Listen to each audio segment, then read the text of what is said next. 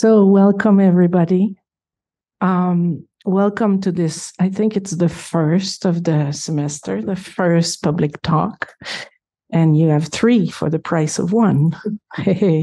So the talk is Buddhism, Wittgenstein, Lévinas and Transformative Philosophies. And I will introduce our guests, including myself. And after that, I will leave everyone 15 minutes to present their view of their specialty and considering transformative philosophies. And after that, we'll enter into conversation with each other and then open it up to the whole group. So if you have questions and so on, it's going to be a dynamic way of going about it. So just to introduce Thomas, who just flew in yesterday from Finland. He's a philosopher, activist, and politician. He studied philosophy at the University of Helsinki, where he now is a professor. He is particularly interested in the work of Wittgenstein. He wrote, among others, Transformative Philosophies, Socrates, Wittgenstein, and the Democratic Spirit of Philosophy, published in 2005, Challenges of Philosophy Beyond Contemplation and Critical Theory in 1996, and Commonalities and Particularity in Ethics, 1997. Shireen, also interested in ethics, is a literary and critical theorist with a specialization in trauma studies. She studied comparative literature at the University of California, specializing in Lévinas and ethics. She has published essays on trauma in relation to mourning, national formation, racism, identity, construction, pedagogy, writing, and film. I, for myself, most of you know me, but I'm translator. I teach here at RYI. I'm philosopher, scholar, artist, and socially concerned individual. Myself, studied at Naropa University and Laval University, and I've been publishing in different journals up to now and hoping to put my dissertation into a book form at some point. So here we are. So I will ask our guests, first question, a short presentation, and their relationship or their notion or their definition of transformative philosophy. And should we start with you, since you were in traffic?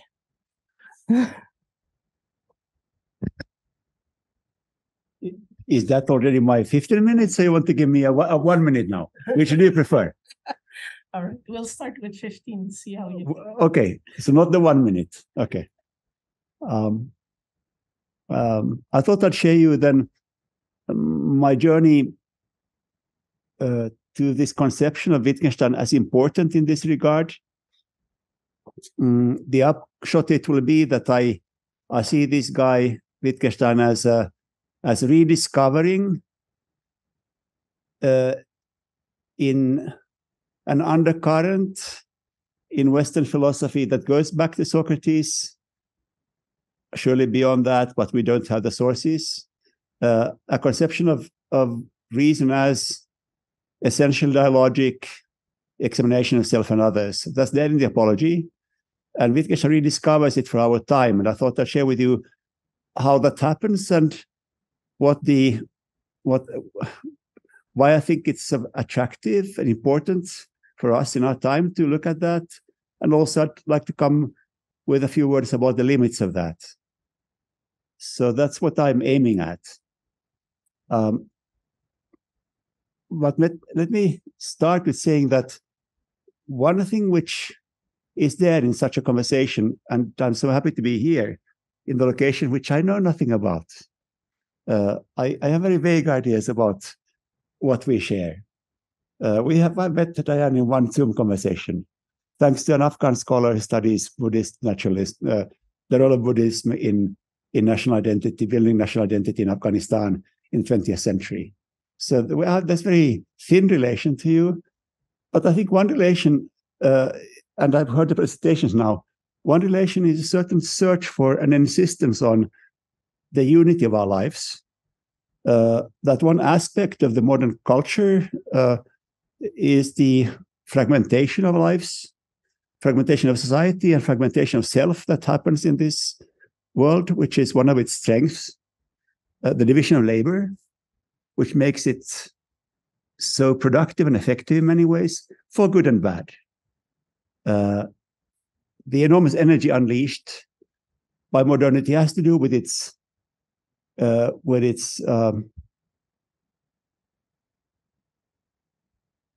social and individual economic, political insistence on specialization, dividing. In Jean-Jacques Rousseau's, the French Enlightenment philosopher, in his early critique of modernity, the division of labor is at the heart of his critique.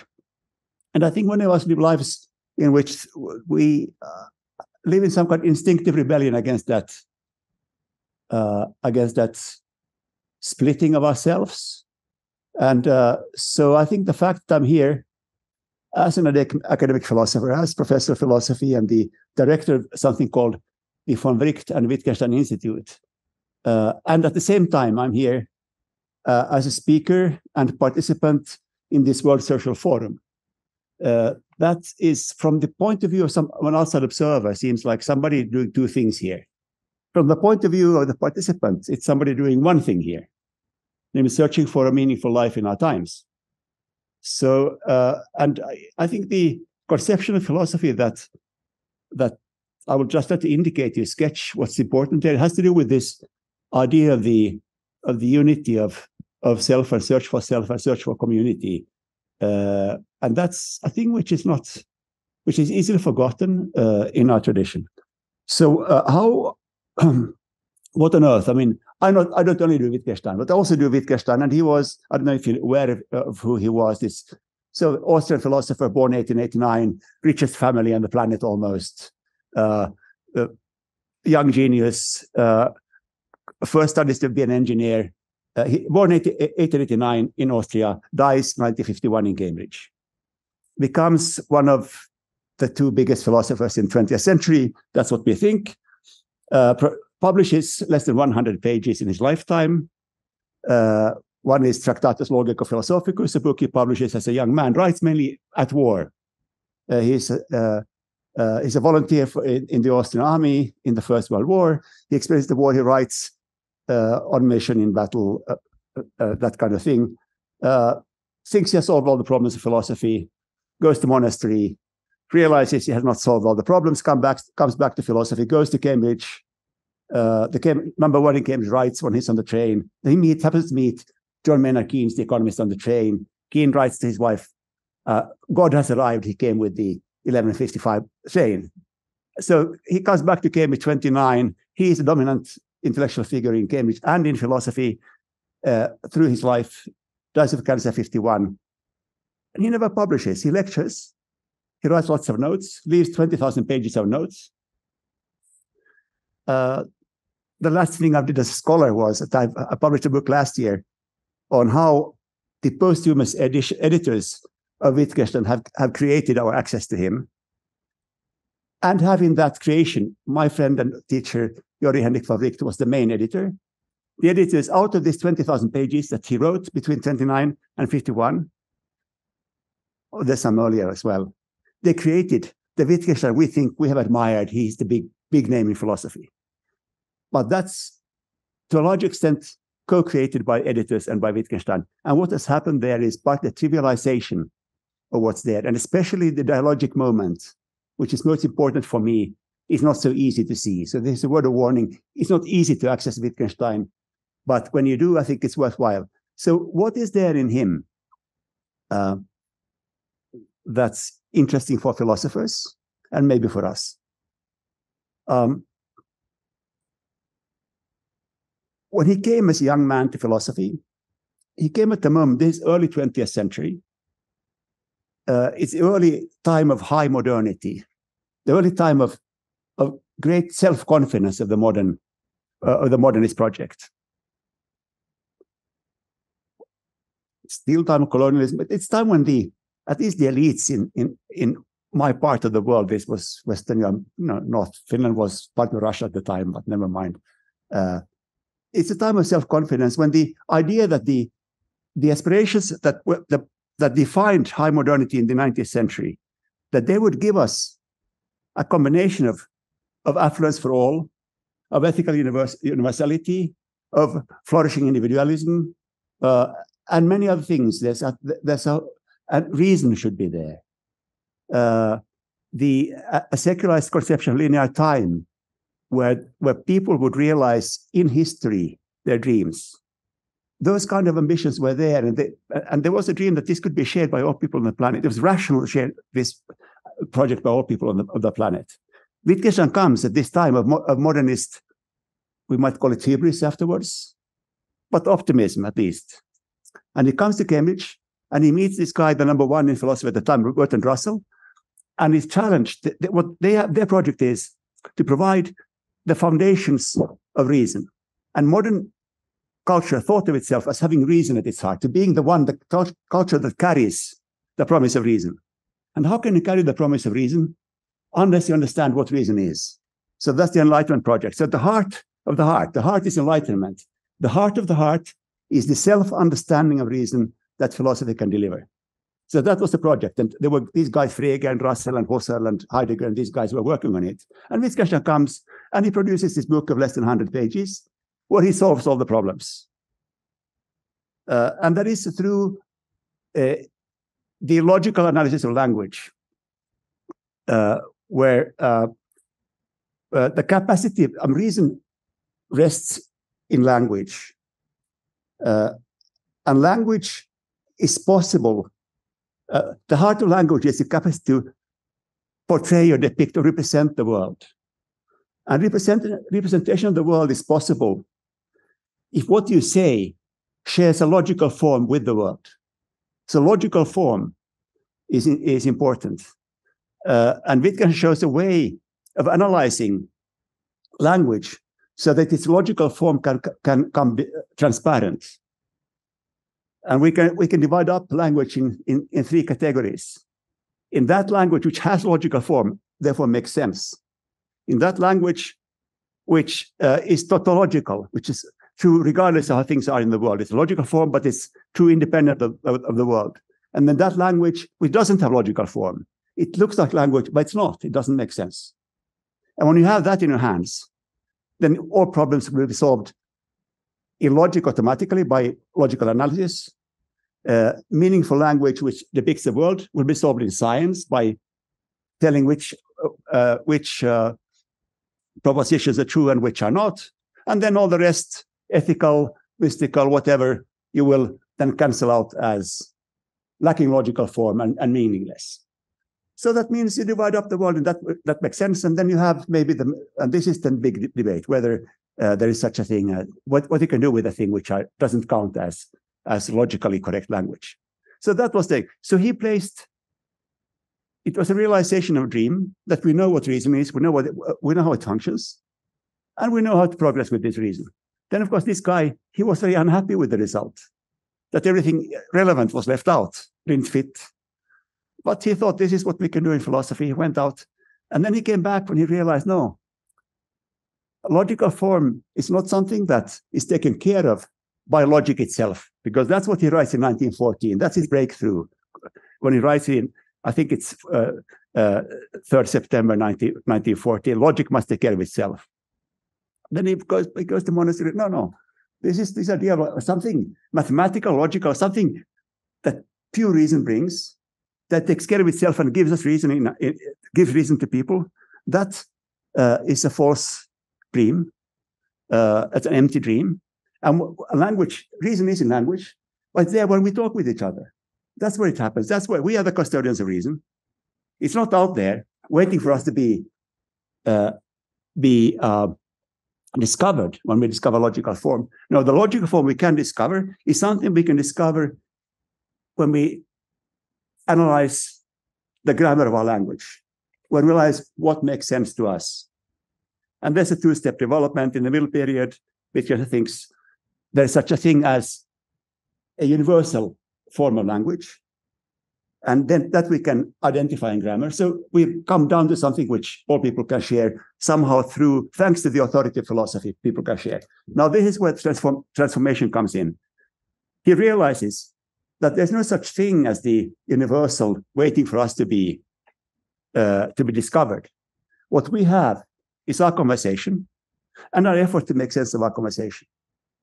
And in that conversation, we are all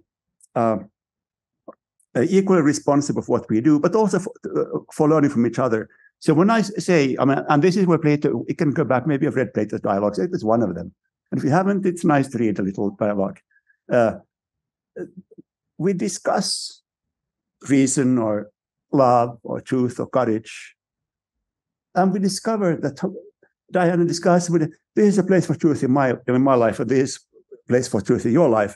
We discover that that place is somehow, when we have a problem, is this love? Is this truth? Am I standing for truth here now? That's enigmatic to us. Maybe we have a very strong sense, this is where truth lies. But Diane comes on, no, maybe, what does it, what nonsense is that? Thomas, come on. And then we have a conversation going. And in that conversation, the old dream was that logic or grammar will give us the answer. The new answer is no. There's nobody out there. We take care of what that concept can mean, how we can place it in our lives with ourselves and in lives with others.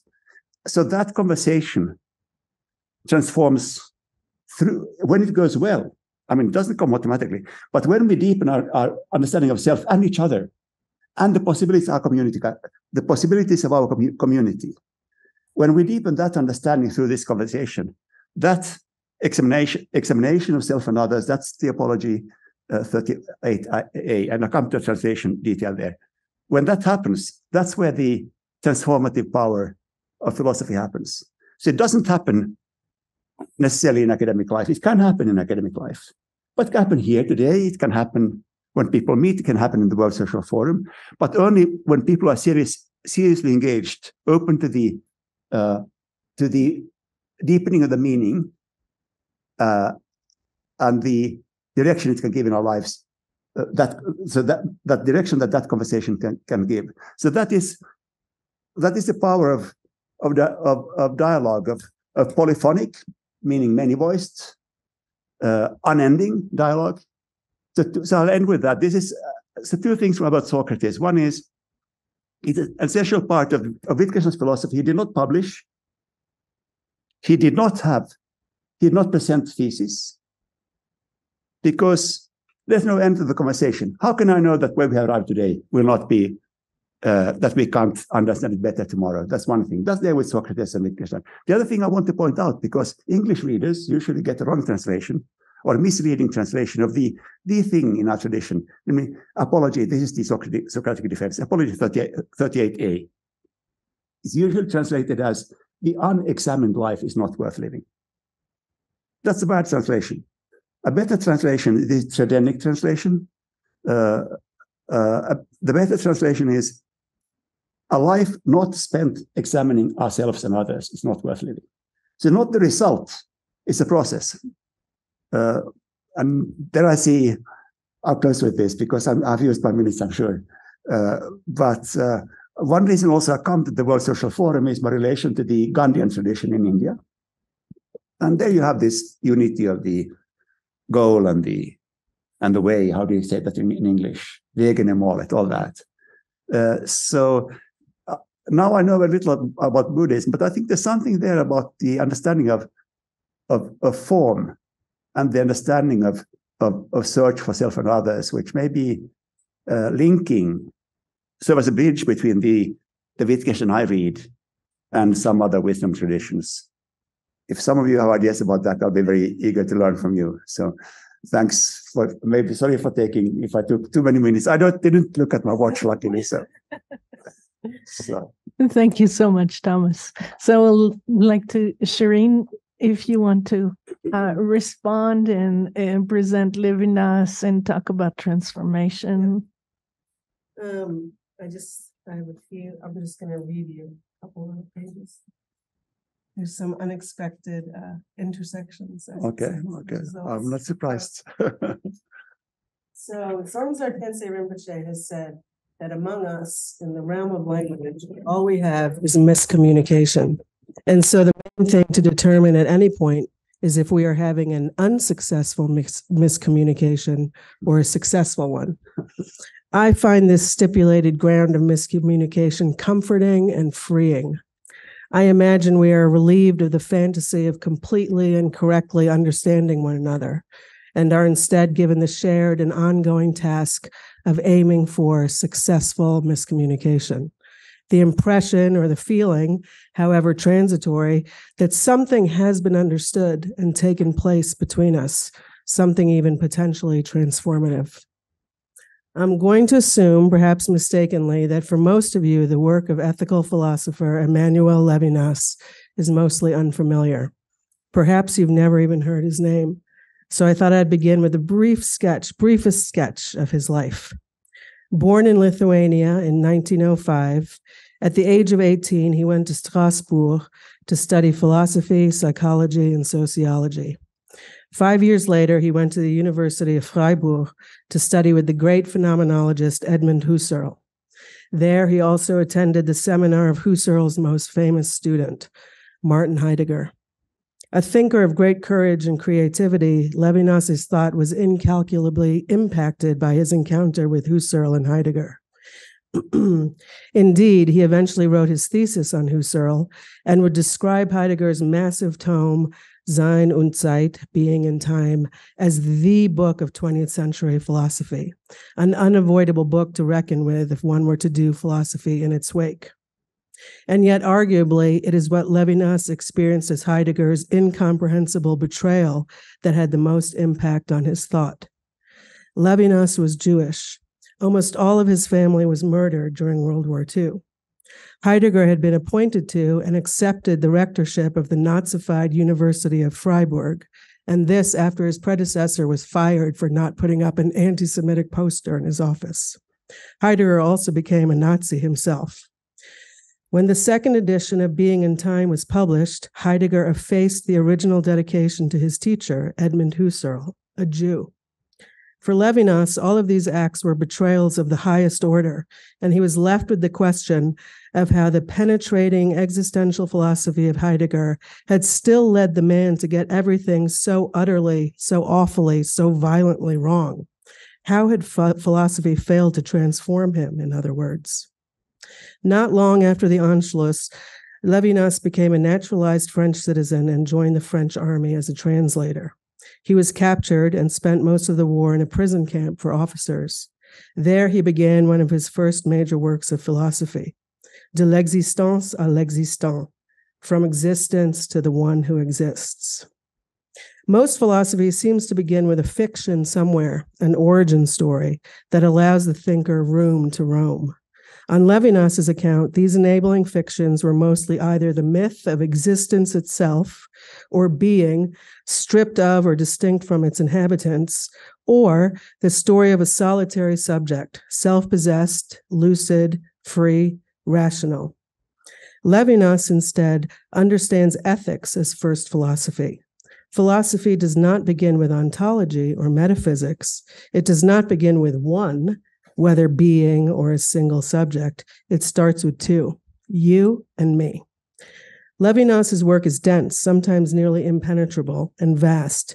His writing, thinking practice is one of hyperbole, philosophizing at the edge of the thinkable or rational, and this may well be the mark of the historical crucible in which his thinking was forged. So here I'll just emphasize a few key points. The place of the other and radical alterity in his understanding of ethics as first philosophy, and the non-representational function of language that inaugurates and haunts language as conceptualization and representation. Both of these essential points together lead me to think that for Lévinas, philosophy, if it is to bear that name at all, can't be anything other than transformative. His philosophy claims the priority of ethics over ontology and epistemology. For Lévinas, that which provokes our infinite responsibility is the other person.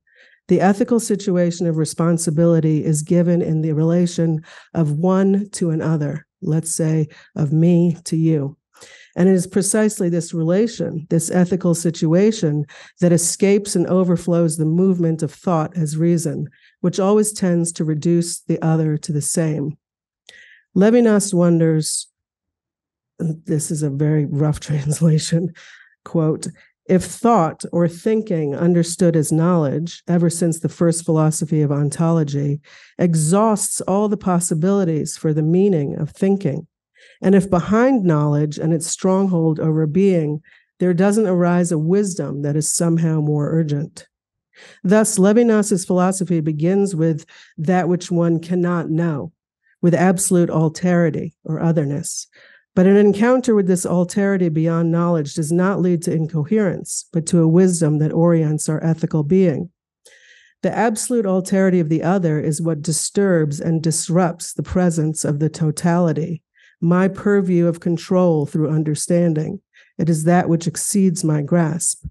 Epistemology, from the start, brackets this sort of ethical relationship because thought as knowing cannot accommodate what is other to it. It is always based on representation and adequation. It leaves nothing in its own place.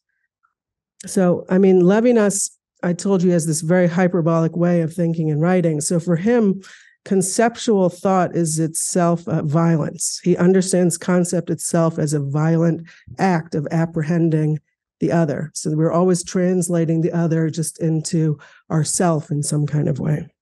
We might even say that there's kind of a colonizing urge to thought. It can just annex and adopt and assimilate everything into its own territory.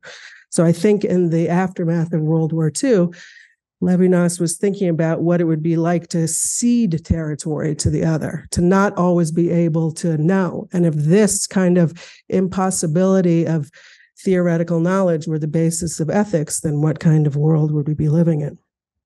So the ethical situation of infinite responsibility to the other inscribes an essential disproportion, an asymmetry, an overflowing of thought. But this overflowing, this beyond, precisely does not hold out the promise of eventual adequation. According to Lévinas, the other, that is you, are strictly non-thematizable and non-phenomenal. You are beyond the thematization of a sign or my interpretation. But your alterity does signify otherwise in another way, and that is by breaking up my essence. He talks about it as an interruption of my ego.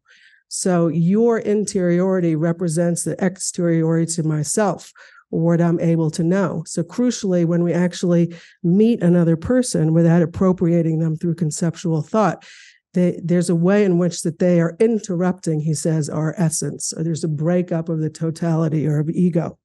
And as his thought continues, his first major work is in 1961, and the second one is in 74. And you can, whether you know history well or not, you can kind of think what that period covers. And instead of getting more hopeful, his language actually becomes more hyperbolic. So in 1961, the other comes to you as a guest. You welcome them, you're hospitable to them. By 1974, that other is no longer just coming into your home. They're invading you, they're under your skin, they're harassing you, they're holding, this ethical relation is holding you hostage. He describes this unfulfillable responsibility to the other as a traumatism. And so that's how I got into trauma studies, but that's another tale. So the other is not an object for intentional adequation.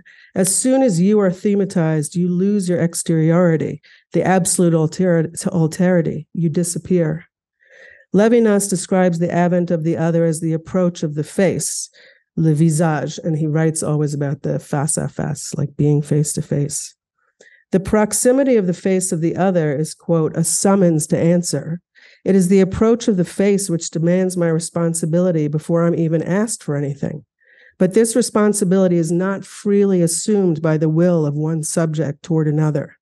In fact, Lévinas writes of the antecedents of responsibility to freedom, la liberté finie, finite freedom. Thus, as opposed to the Kantian moral subject, who must freely, though inevitably, conform to the moral law by force of reason, the Levinasian subject finds freedom only in and through its infinite responsibility to the absolutely other, which is an exposure and exposition before there's any kind of consent. There is no subject prior to this obligation to the other. Called upon to respond by your presence, responsibility to the other assigns the subject, constitutes an I who's capable of responding. The ethical relation as described by Lévinas is absolutely prior to any ontological determination of the subject in this way. Called on to respond by the face of the other, I become I, because no one can answer for me, for you, in my place. The subject who thus assumes the first person in answering to the other does not come from the activity of a free will, but is rather born of a radical passivity, is summoned to the position of an I who must respond to you. Responsibility prior to freedom does not simply limit freedom, actually, but rather introduces a finitude of freedom that renders my freedom possible and meaningful.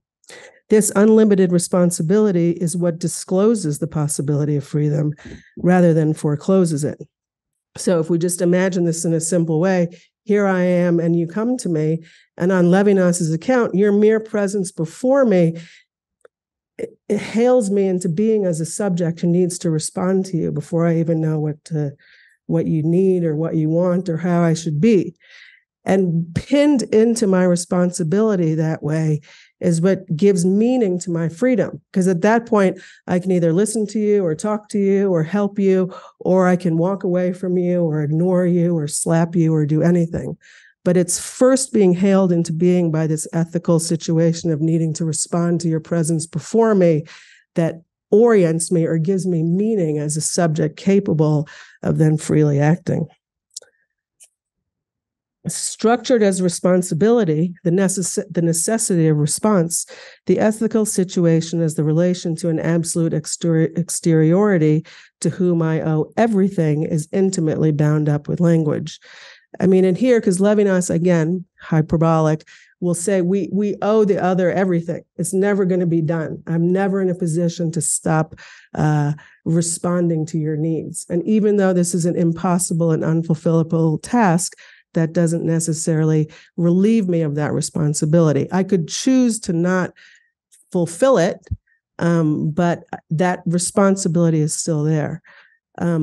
So, I mean, this could be an intersection with Buddhism and kind of this relentless necessity of always giving ourselves up for the other that the Bodhisattva can actually embody and practice, the kind of endlessness of the task of addressing the suffering of the other. So the relation with the absolutely other, the ethical situation as the relation to an absolute exteriority to whom I owe everything is intimately bound up with language. In fact, for Lévinas, this word responsibility has to do with response. I'm here, you come before me, hello, I need to say something, or you need to say something, I need to say so. So responsibility is literally my capacity to respond in language and in action. The relation with the absolutely other is, as Derrida has written, a meeting as a separation. So on Derrida and Lévinas's account, the only way we can meet is because we're actually distinct from one another. And that's not just like a trick of language. That's something that they think we need to take very seriously in some kind of way. So language, as speaking to the other, marks an encounter that does not relate or fuse one to the other. Rather, language is the encounter with what forever remains separate, the very alterity of the other, or as I said before, your interiority as my exteriority. Thus, prior to the representational function of language, or underlying it, is a non-representational expression that opens the ethical relation of responsibility to the other. As Lévinas writes aphoristically, Ethics is language, that is to say, responsibility. The face of the other is thus what initiates discourse, and this initial language is the expression of speech prior to the communication of any specific content. This initiation of discourse by the face of the other, again, I'm here, you show up, hi. So this face of the other is what initiates discourse, and this initial language is the expression of the speech prior to the communication of any specific content. This initiation of discourse by the face of the other dislodges the primacy of the nominative case inscribed in the cogito, I think. First and foremost, the subject who is not yet subject finds itself in the accusative case, called upon to respond by the very proximity of the face of the other. And Lévinas, who is also a Talmudic scholar, does a beautiful reading of this. It works in French, like so that when God calls upon Abraham, Abraham says, "Me voici," which is like "me here," is how you say it in French. So first, yes, so your face in front of me, looking at me, orients me, Lévinas says. And here he plays in another happy accident in French. The word sens, le sens, means both direction and sense or meaning. So this orientation toward the other, sense as direction, as the dative dimension of an address to another, becomes the condition of possibility of sense as meaning. The discourse prompted by the sudden appearance of the face of the other, the responsibility to another as response, is what Lévinas calls saying, le dire. It is the expression of language as such, as an address to another before the communication of a particular meaning. Le dire is the inaugural act of meaning, of the possibility of meaning, of the meaning of meaning, free from a specific content, or what Lévinas calls the said, le dit. The ethical saying is not reducible to the thematization of the said.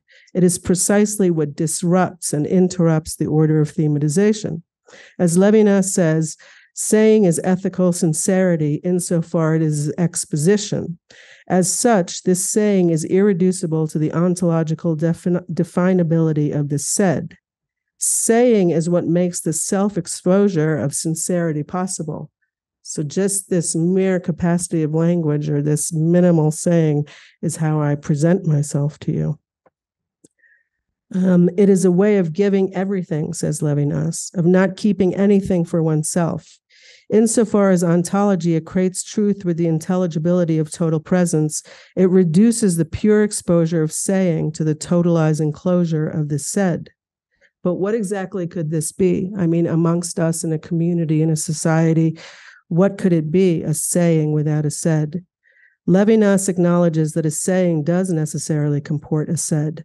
Such a necessity is born of the social order.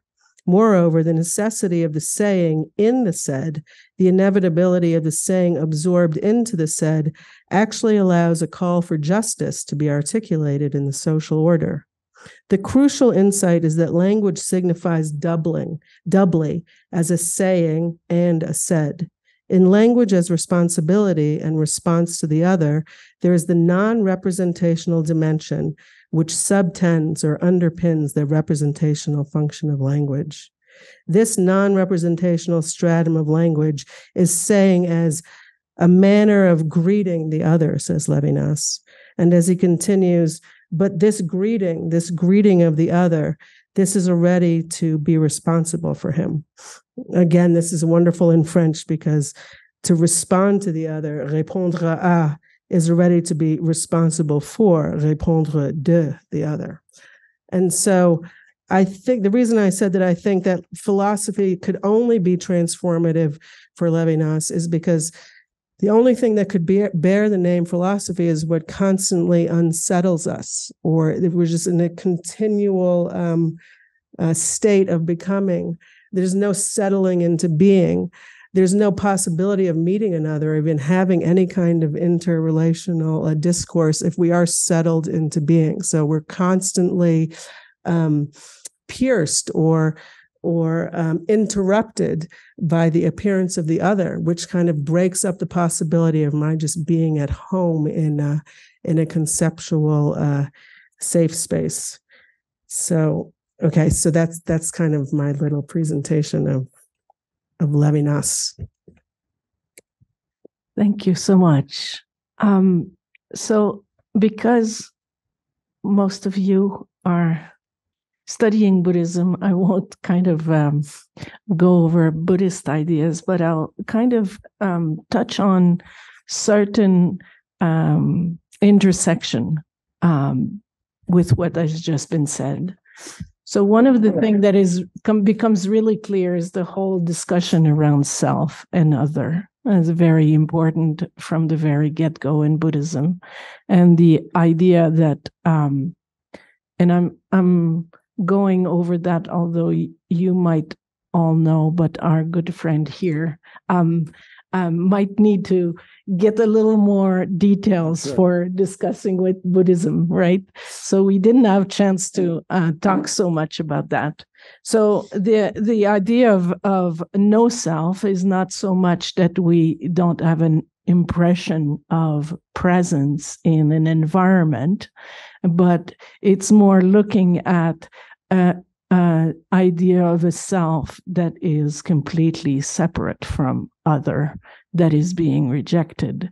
So there are a lot of discussion on the self and a lot of debates over what the Buddha meant, but definitely there is a core question in Buddhism, which I think Wittgenstein was quite famous in framing, and you can tell me because you're the specialist on that, but framing the idea that self is constructed through language and through meeting with others. So that's, I thought, was an interesting place where Buddhism, on the question of no self, is meeting Wittgenstein. And from what your presentation, we see again a discussion, an important discussion about what is being refuted in that sense of self. Another interesting cross-section, I think, for Buddhism is the influence of language on experience. So the very important discussion going on over how language influences our experience, how labeling is kind of a habit that takes us away from direct experience. So there is kind of a distinction made between direct experience and understanding or constructed realities, right? And so again, there is an interesting discussion to be had on the power of language. And in Buddhism, what is really important is that one starts seeing the construction process, to not get caught in, I use French because you've been using it, so why not? And I really like this image of not getting caught in the flowers of the carpet. So in some way, I feel like Buddhism is telling us, like, don't get caught in the flowers of the carpet. What appears to be three-dimensional is actually a whole construction. So there is an interesting discussion to be had on that. And the whole, in some way, the question of transformation, if we bring that section, it seems from the get-go, Buddhism is a transformative philosophy, if you consider it a philosophy, because that's a whole thing, but it is basically a transformative philosophy in its very makeup. And if we're looking at that, we have questions as to how does one relate the intellectual understanding of things as they are, and make the bridge with experience. So there is a real kind of tension in our intellectual understanding of reality and the actual experience, which is non-conceptual. And how does that occur, the transformation there? What happens there? And with this, I think implied in Buddhist ideas, like wisdom is in itself ethical. If it's not ethical, it's not wisdom. So there is an interesting thing to discuss over ethics in that way. So these are kind of some of the things we could discuss over. And then, of course, Shireen, you can jump on the Buddhist ideas because you have a lot to say about that. So who would like to respond or add? Can I just ask for clarification? Because, yeah. I mean, thank you. We have so many things, and all of us. I wasn't listening well enough, but when you use the words non-conceptual experience, can you just go back to that and explain to me a bit what was meant? Yeah, well, it would in Buddhist epistemology, there is we make a distinction between understanding through inference and direct experience, which is so direct it's not involved in labeling. We could say non-dual, non-conceptual. And this is the perfection of wisdom when it's stable, gained through meditation. So listening, reflecting, and meditation. There is a real sense of the transformation occurs through these 3 steps. 3 steps. Yeah, the listening, like the being able to understand, and and then the reflection, like making it your own, and then the settling into the experience, the real direct experience of that. But it doesn't mean it comes at 1, 2, 3. It goes woo, right? So, and I'm sure there are questions and clarification that could come from the floor, but there we go.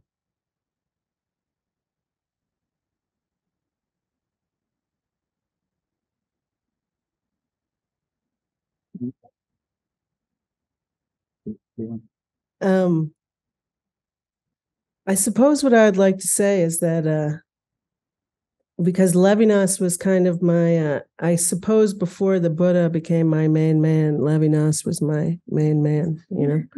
And I spent literally decades, like I thought I thought we understood something. We had some kind of a successful miscommunication. And I spent many decades trying to understand what I take to be his wisdom, actually. So I think, did I tell you he was also a Talmudic scholar, and he did a lovely, every Saturday he would teach children about the Talmud and just have conversations with them. He took them very seriously as interlocutors in French. Yeah, I suppose that was in French, but it may have been in Hebrew. I should check. And so somehow I have the intuition that Lévinas, and he wasn't afraid of the words transcendence in his philosophy. He wasn't afraid of the words God. He tried to keep his philosophical writings and religious writings separate. But despite being devastated by the Holocaust, it actually gave way to that there had to be some other possibilities for modernity. So I think the most challenging thing in trying to put Lévinas and Buddhism together, that you said you kind of encapsulated that Buddhism rejects the idea, or at least strongly questions the idea that the self and other are separate, right? In fact, how many times in teachings did we hear everybody is just the same and wanting to avoid suffering and to obtain happiness? I don't think Lévinas would dispute that at all. However, he would insist that there's no way I can actually know about your mind stream. and that I have responsibility for my own mind stream. And I think we find this even in the Buddhist teachings, so that even though I can assume that everyone in this room, just like me, wants happiness and to avoid suffering, on Lévinas's account, it would be a supreme violence for me to think that my account of how to relate to the teachings or how to obtain happiness and avoid suffering would be the same for you. So I think kind of the infinitization of the Buddhist path would be how we could understand this Lévinas's insistence on the alterity of the other. And I do think that, so I think that's kind of the way that he would understand that the meeting of the self and other, the possibility of the self and other meeting or discovering actually, the right to exist and to be happy is precisely if I don't project what that means onto you. I have to always take seriously the other's insistence on what happiness or, obtaining happiness and avoiding suffering would mean for them. So I think this is the way that this radical alterity could even find its place in Buddhism, despite the fact that we are essentially the same in wanting to not suffer and to be happy. Yeah. I can try two things and then see how it goes. One is what Diane started, and you have shared now some discussion of the self, attention to the question of the self, and that's I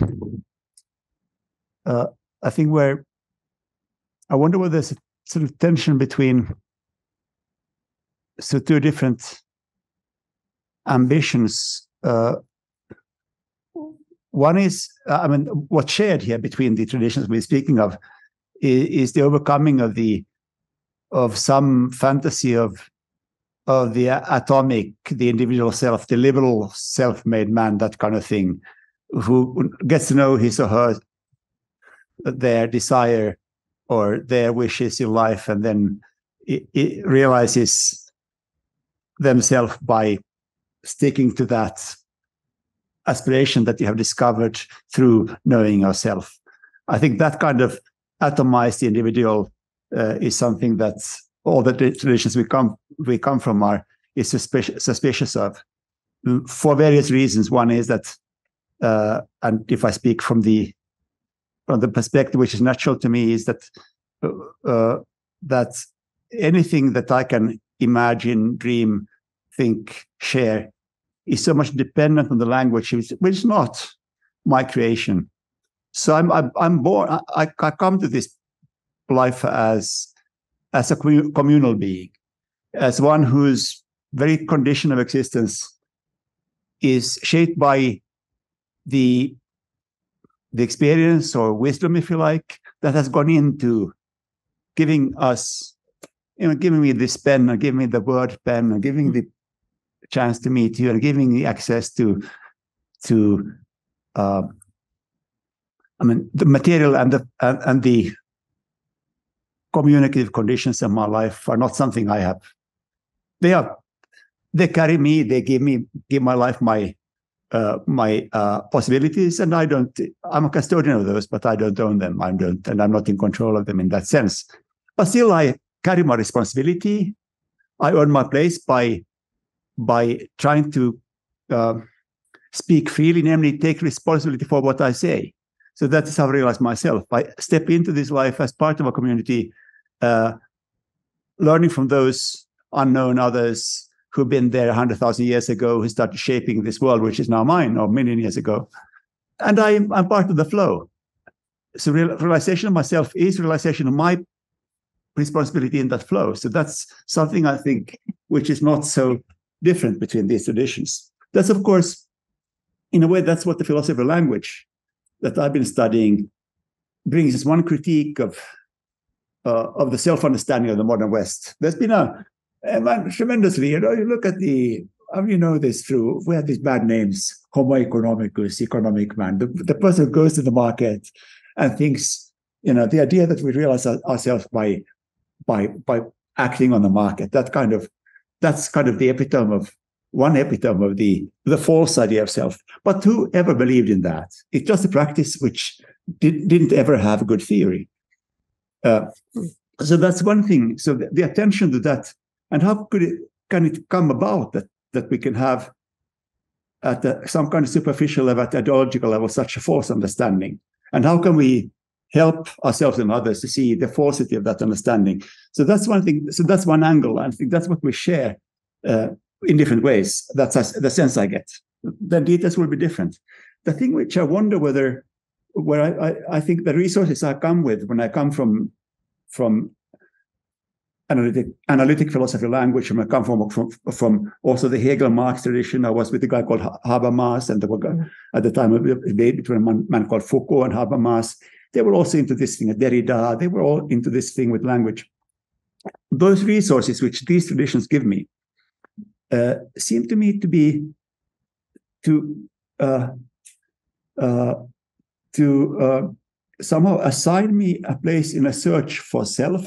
I mean, a communal self, a democratic self, if you like, a self which is not self-sustained, a self who is sharing, responsible, but still, so my destiny is to through these engagements to understand myself, in order to be understanding involves transformation, the self-transformation, the learning, you might say, to use that. When we speak about transformation, when I learn, I change. So that's kind of transformation. So self-understanding will lead to a transformation or change of self. Why do I want it? Because I want to determine myself. I want to reach what Hegel called Selbstbestimmung, the determination of self. And that is then self-realization. And I think what Wittgenstein is after, the maximum he can sort of give us is, and I think in terms of, I finished the first point. So this is the second, what's lacking here is the overcoming of self. I don't really have words for that, but I think I see in various traditions that there's an idea of overcoming the self, overcoming desperation, that, self-understanding, transformation, determination, realization, all that is still an occupation with self. And I don't know whether I can understand anything else. That's kind of I'm trapped in this kind of thinking. But people tell me, I hear, maybe somewhere people are talking about something which is not. So it's not the self that I'm talking about. It's not the selfish self, but still it's a self. It's a communal self. It's a shared self. It's the transformative self. But still, it's somehow a journey with others to higher selves. So my question is there something which these resources that I come with that's fall beyond the scope? So it's a question I have where I think something might be lacking in what I've learned. The thing where I think, again, the tradition I come from, and I do this very shortly, the whole thing about experience and the role of experience, that's where the philosophy I grew up with, and that's in the Western tradition, and that's again Socrates is the main figure, but it's been a big part of Western philosophy, that it's exoteric and not esoteric, meaning there's always a place for critique. The experience and your engagement with your experience is never an authority.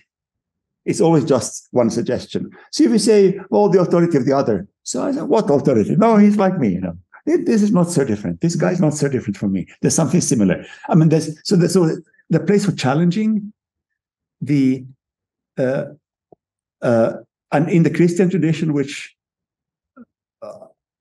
I'm not, I don't have that faith, but I had a teacher who was very inspiring, and he spoke about Michael Teunissen.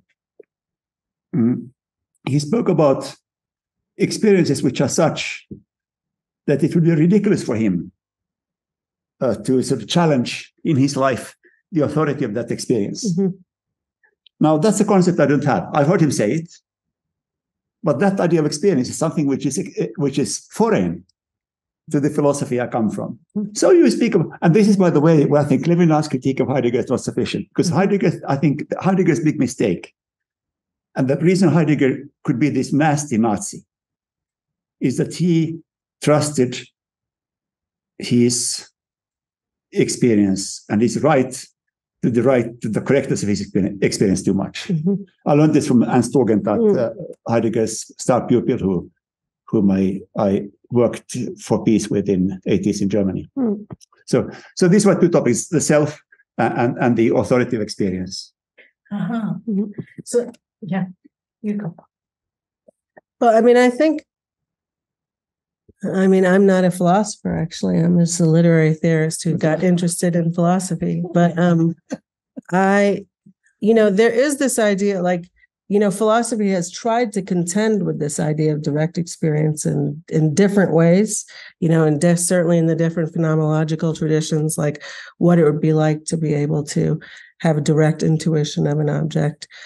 Or if we go to Kant, then it's like, well, we can't say anything about the object at all.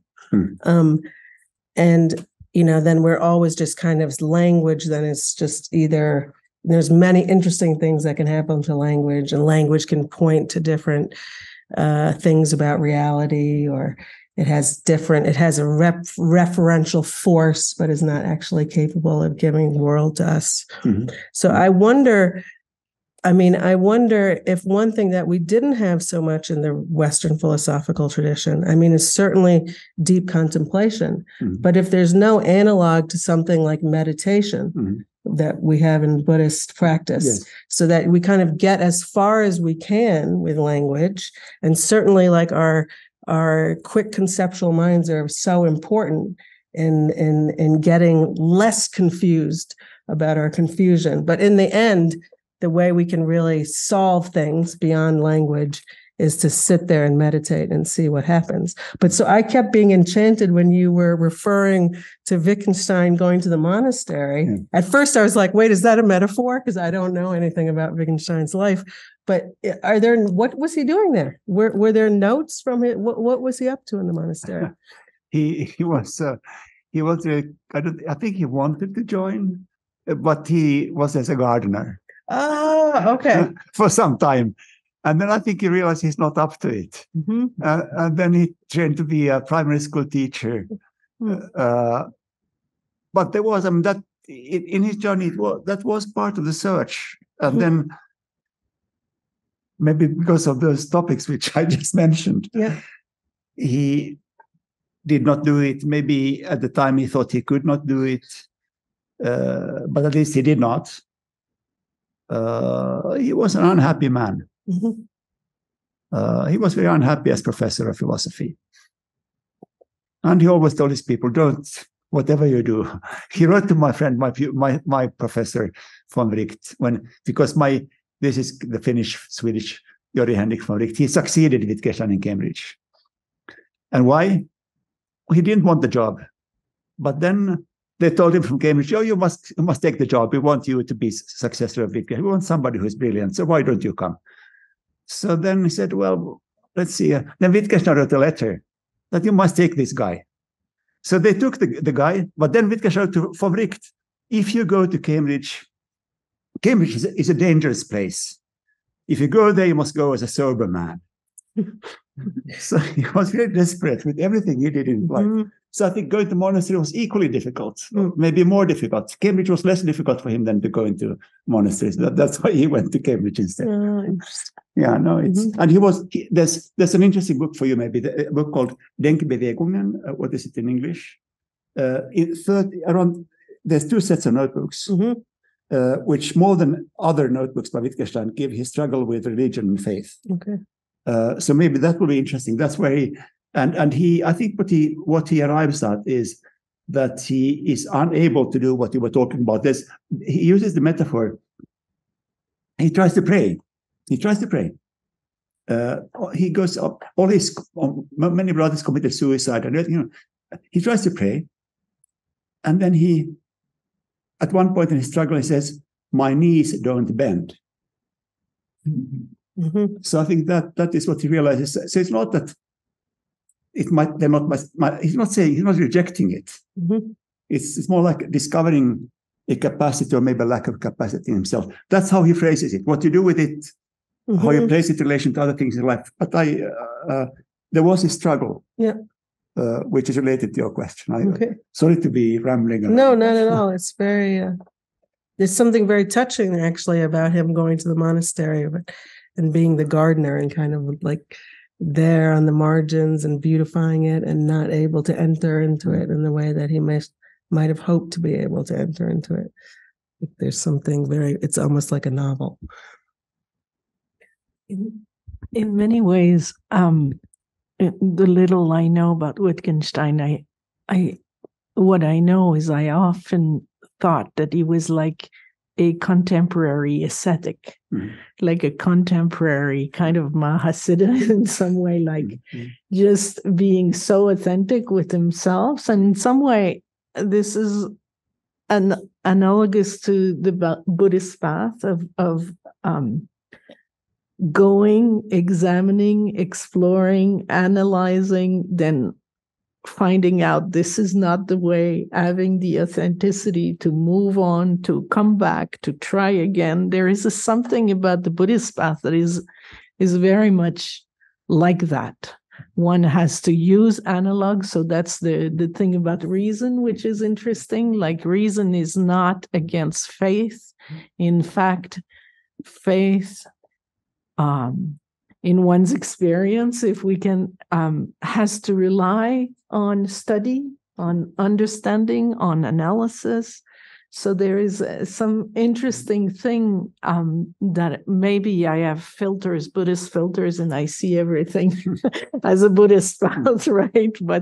But I saw some kind of parallels there in his way of also retreating from the world and being conscious of his suffering. And it seems that in Buddhism, there is an important step in really looking into our own suffering, not shying away from our own suffering, which leads me to one more point that I would like to bring to the discussion, and then we can open it up. There is a sense of or a question of how do we go to this from this personal transformation through the path or through philosophy, since we're here thinking that philosophy is a transformative path, to a collective engagement. And I think you're really concerned about that. And I know some of the students are really concerned with the obstacles that are facing us nowadays. So how do we go from this personal inspiration to move beyond limits and to move beyond our self-interest into something that is beneficial for others? And this is really key also in Mahayana Buddhism. So maybe you could kind of say a few things and then we'll open up. I mean, I think for Lévinas, wearing my Lévinas hat, not my Buddhist hat, this kind of almost unavoidable transformation that we have when we are confronted with another person is actually not scalable. In other words, you can't make it as a principle for any kind of social form. And however, if as we go about our day and as we enter into the social forms that we're trying to improve and be conscious about and this and that, like if we're always kind of keeping this kind of direct encounter with the other alive, I mean, I think this would be the only way to kind of introduce that Levinasian ethics into social form. Because Lévinas said it's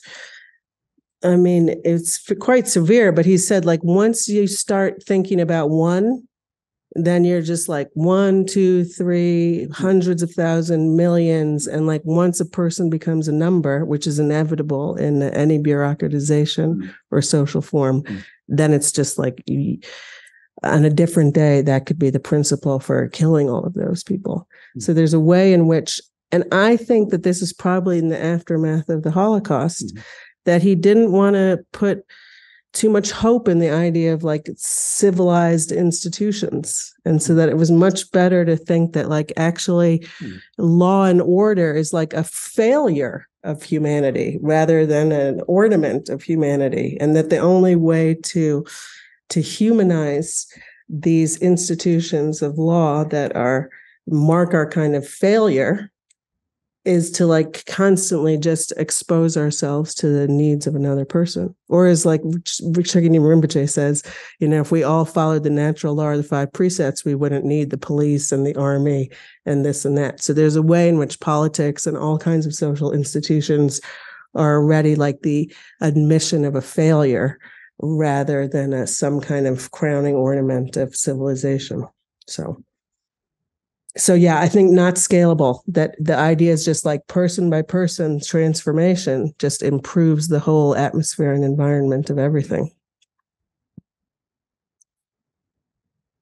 I'll try to say 3 short things, but maybe a short break. Yeah. Thanks for coming. Thanks for coming.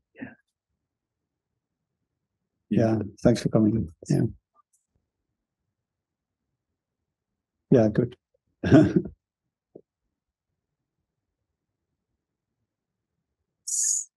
So one is a short reaction to what you just said, and the scalability, and then the numbers, and they open the possibility of killing everyone. I think that's true. And the conception of reason as a logic transformative and a way to shared self-determination. The understanding of that I have, actually, the political sort of program which is compatible with that is, I think, the Gandhian program of Hind Swaraj. Or it has so many, that's one, you can find it in other traditions, Nordic ecological anarchism that I grew up with. Similarly, that bureaucracy is dangerous and markets are dangerous. But the big question, I think, for me as a political animal is how do we get there? Just announcing this is what we should be doesn't in itself really get me there yet. So this is just one, but the topic is, I think we have something to share there. Second, I want to say about suffering. And one thing which is interesting, I think,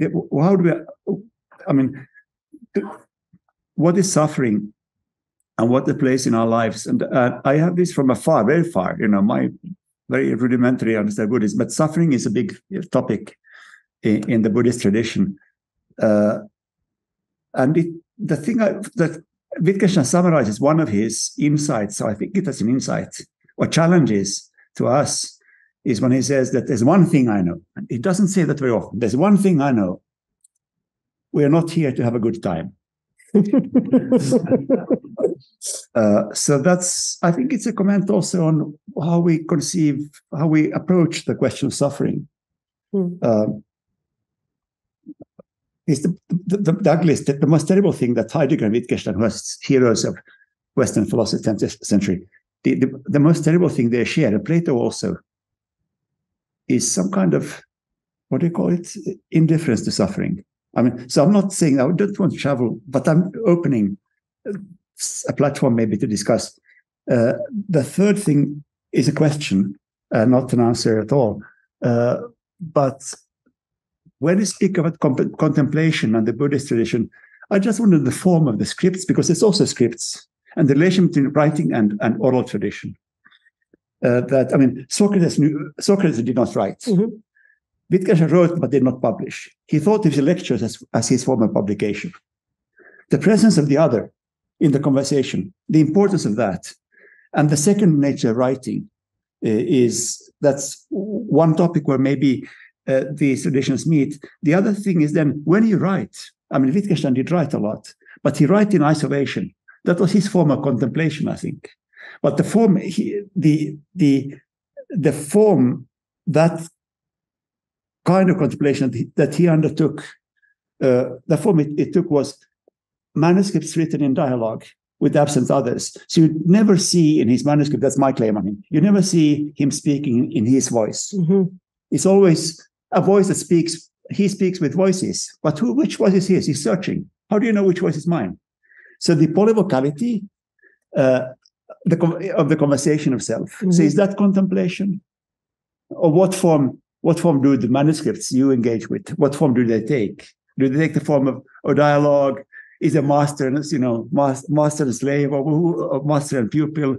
Who are there, and with what authority are they there? So one is what is the role of writing, and the other is compared with the presence of the other. The other is when you write with and through and for yourself, but maybe with others present. What is the relation between self and others in the writing in which you search for insight? So that's my question: how it looks in your stuff you've studied. Thank you. So maybe some of us, all of us, could try to answer. But if there is questions and answer questions, yes. Comments. Oh yes.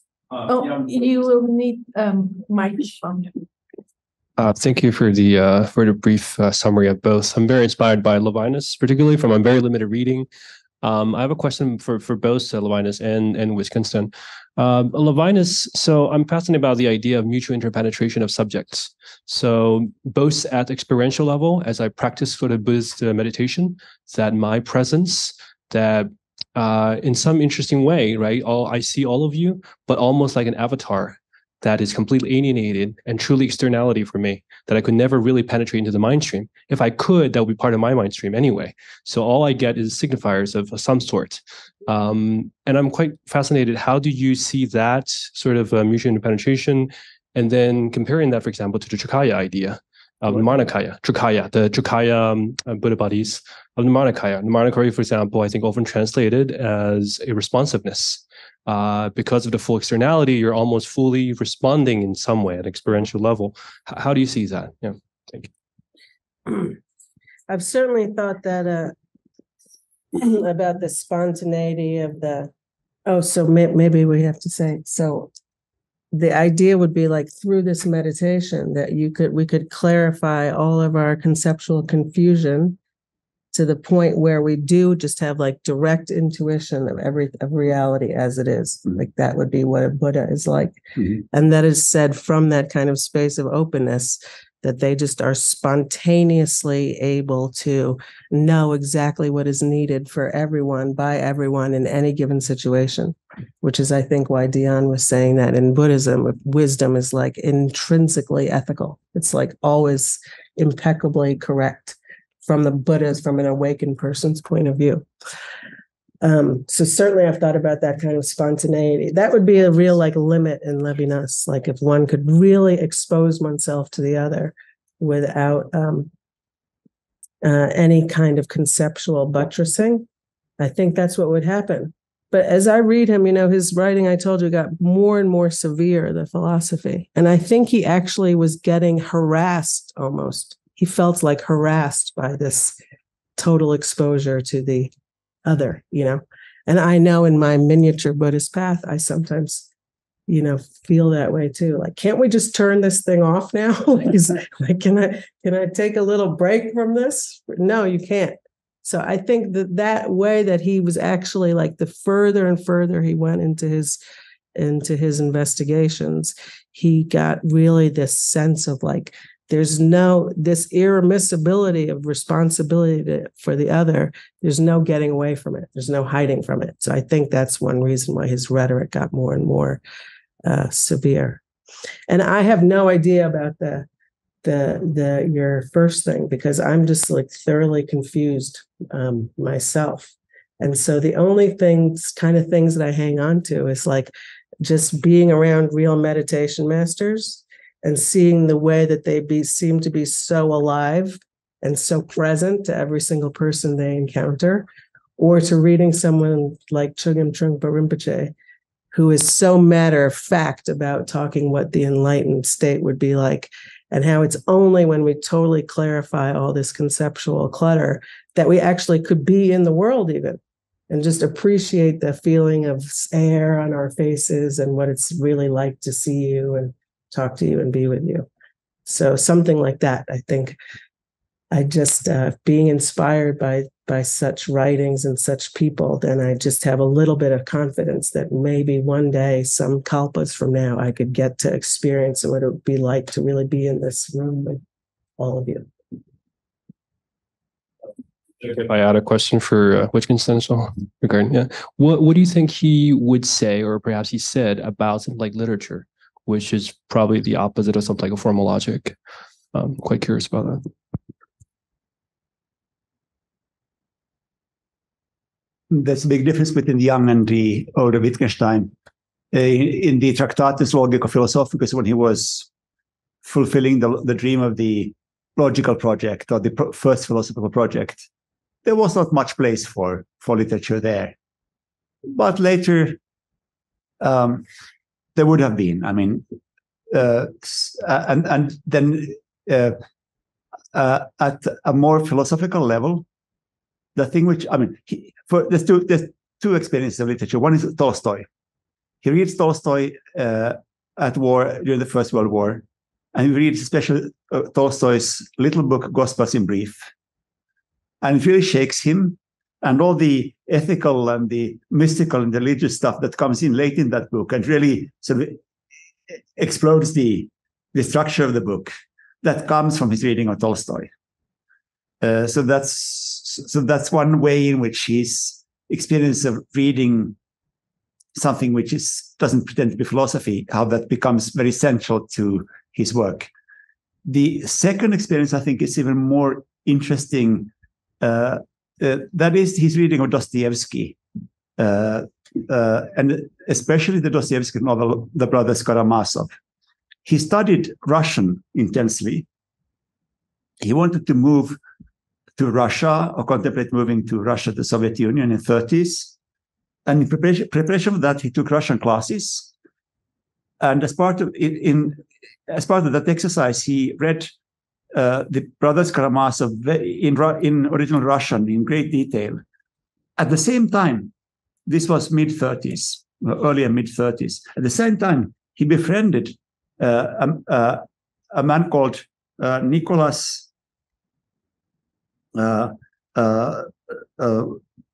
Nicholas, I'll give you the name, who was a big student of Dostoevsky, and whose brother, and there's a name that's slipping me now, but whose brother wrote the definite essay on the polyvocal novel.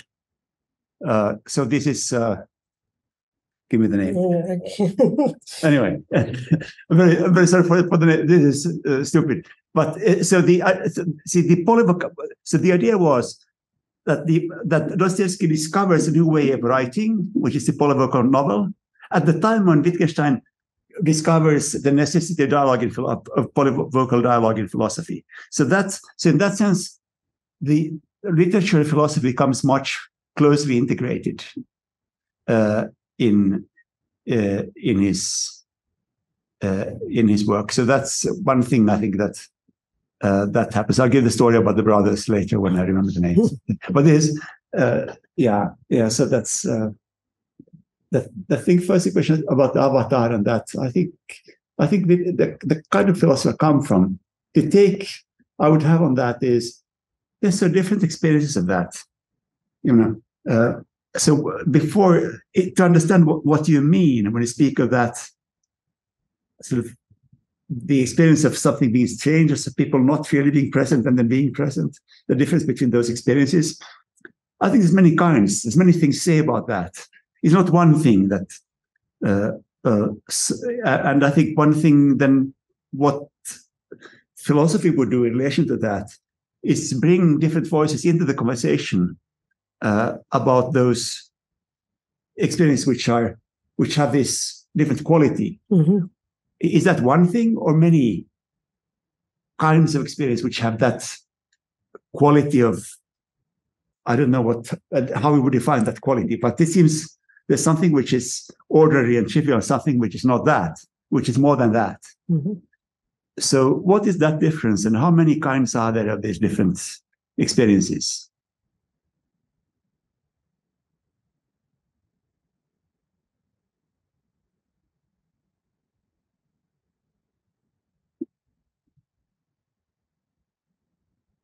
Thank you so much for your lecture, talk, whatever. So I think one of the things that struck me pretty strongly is the idea of this interpenetrating violence almost of the self and the other. And one of the ideas that occurred to me is because one of my sort of interest is in Kashmiri Shaivism. And this is the idea that the creation of the world is somehow an act of violence, in that the one non-dual self divides himself into the self and the other. Mm-hmm. And then therefore creation itself becomes an act of violence, and suffering is in some sense this interpenetrating of this self and other. And it's just something I found interesting. But I think maybe my interest with Wittgenstein and Buddhism, I think in particular, is in their ontology. In the Tractatus, for example, Wittgenstein talks about the world existing as a collection of facts and not things, right? And in Buddhism, we have a similar idea that, you can't separate the brownness from that table, or you can't separate the form from that table, and so on. So especially with Buddhist epistemology, I'm wondering how sort of these two concepts tie in that how Wittgenstein would view this idea of you can't remove the predicate from a subject. And maybe the last question would be, there's this Buddhist theory of language where the way you denote things is by what it's not, rather than by what it is. So a table is a table by virtue of it being not other things, right? So this idea of apoha, and how maybe Wittgenstein would reply to that idea of how you can take this theory of language, which he has, and then say, how you can denote things by what they are not rather than by what they are. So I just think these questions. I would a short thing. It's related to what Diane said earlier about language and Wittgenstein. I mean, yes, what you said is correct, but more correct to describe an affinity between. I mean, what you said about Wittgenstein is there more in the earlier part than in the later. It's not denied later, but it's enriched later. And I think the classical reference there is the discussion.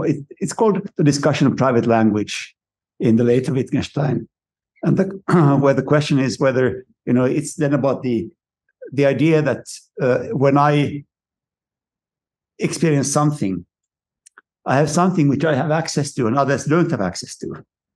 That's the idea of the private experience. And he asks, is there such a thing? And one high point of the discussion is, I think this must be number 243 in the Philosophical Investigations. It's written in remarks which have numbers, so 242 or 243, and you'll find it there very easily. It's a culmination of a set of some passages where he writes, you ask what this is, and I say, it's not a something, but it's not a nothing either. So the whole idea that we could pin it down in that idea that our words sort of link on to something, that's how they have their meaning. That idea, I think, if you want to understand how that idea is transformed or changed or maybe overcome, and language opens itself to the meaning of meaning, becomes more a thing that evolves in the lives we share, something that we define get to when we speak, or that. So that's I think, and the case, the private idea, the private experience, the experience which I can know and have. I know this experience, but you can't know it. You don't have access to it. That idea the study of that idea, I think, is the best meditation we have in the Western tradition of how difficult it is to make sense of that idea that language somehow latches onto and catches a reality which is out there. So it's not only the self which we can't catch in that way, maybe also that which is out there is also not in the, maybe that's not the false idea what it is, what to speak.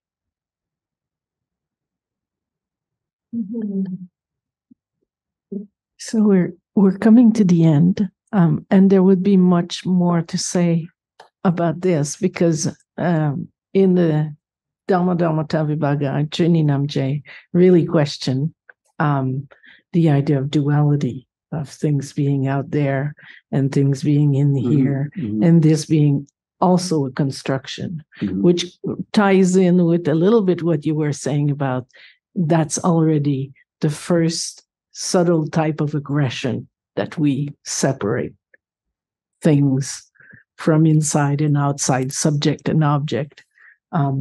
So that's an interesting conversation we could have, but it ties in with also with Shaivism, right? So we will close here. Thank you for coming. Really want to thank Thomas and Shireen for participating.